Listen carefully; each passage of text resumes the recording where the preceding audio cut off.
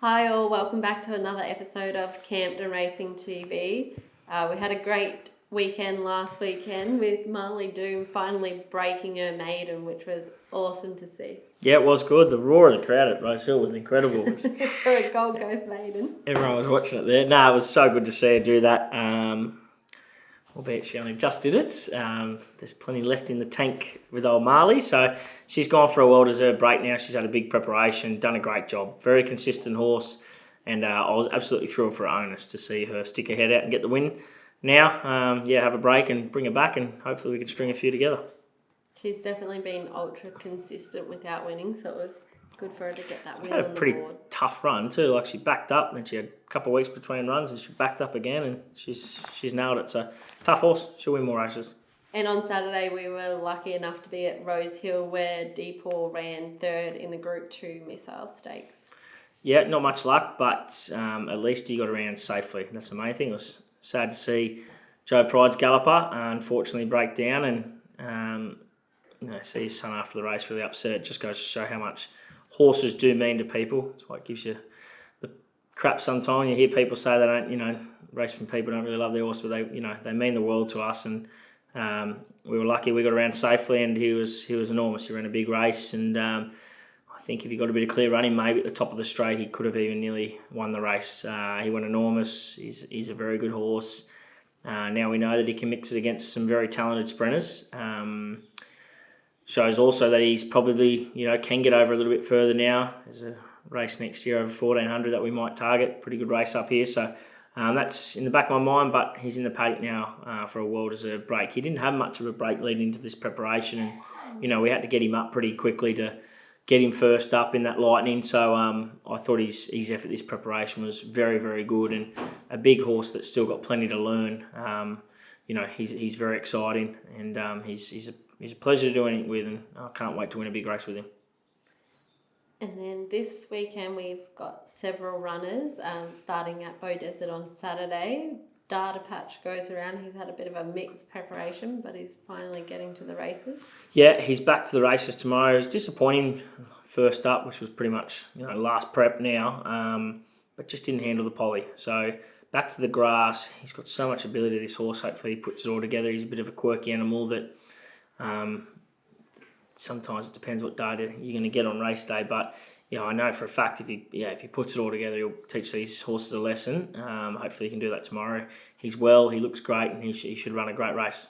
And Fine Ruby steps up in distance again. Just had no luck with the barriers. Barrier 10 tomorrow, although he still does need further than the 14. Yeah, he's more of an 18, 2,000 metre horse. I'm expecting him to run well. He's very, very well at the moment. That horse, he's definitely needing another run. He's very, very fresh. So up to Jag, just sort of hopefully he could slot into a midfield position. He's attacking the line. I think he's a good, genuine top 4 chance. Just going to need that touch of luck from the barrier.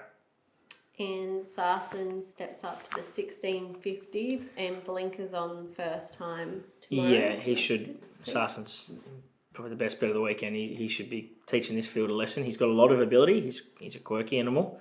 Barrier 1, he should just sit him in behind him. Hopefully the blinkers will spark him up that bit more. He'll travel a bit more keen and eager. He can hit a flat spot, but once he winds up, he should be far too good for this field. I was going to even run him at Eagle Farm on Saturday after his work on Tuesday. So I just want to see him do it, build a bit of confidence, and then a few weeks' time there's an 1800 metre race for him to go to. So I'd be shocked if Sarsen wasn't adding another win next to his name tomorrow. And he's a hot foot, is still looking to break his maiden, but he steps up to 2450 tomorrow. Yep, he's going to keep rising in distance. He looks like a horse that just wants to stay all day. I'd hopefully he's clean out of the gates and we can sort of be in a forward position. I'll leave that up to Jag as well. He hasn't really drawn too well on our both horses, but he's a good rider, so I'll leave it up to him. But another horse, very similar to Data, if he put it together on race day, he would win. Some nice races. Just a bit of a quirky animal that we've got to work against. So hopefully tomorrow he can, produce his best and add his first maiden win to his name.